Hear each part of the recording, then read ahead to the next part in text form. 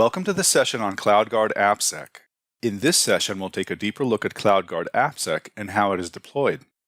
By the end of this session, you will be able to describe how CloudGuard AppSec works to protect cloud-based web applications and APIs, and you'll be able to perform an initial deployment and configuration for both application security and API protection.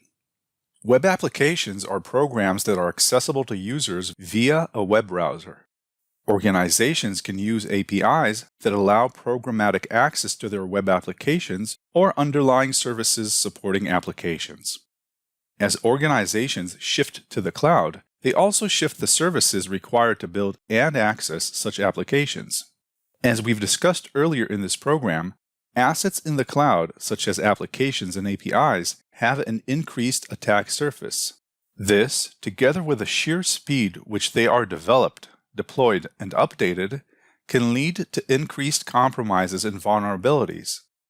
Traditional rule-based web application firewalls, also known as WAFs, are simply insufficient in protecting the increasingly complex cloud-based web applications. At the core of this incompatibility is the notion that any solution requiring manual tuning of application security will never match the pace of development and deployment of applications in the cloud.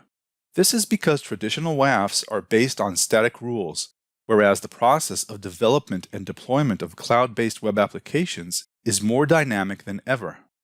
Adding to this dynamic is the fact that cloud-based web applications interact with potentially numerous third-party services outside of the perimeter. In effect, there are now hundreds of perimeters to secure. Finally, there's a major issue of privilege escalation in the cloud, which is not properly addressed by WAFs. Attackers that infiltrate an application will look for API keys to other applications or resources. Due to poorly configured role-based permissions, remote code execution can be much more harmful in the cloud. Here's a quick example of a vulnerable cloud-based web application which displays power meter readings. A hacker performs a SQL injection directly to the web application from the browser to zero his electricity bill regardless of his consumption.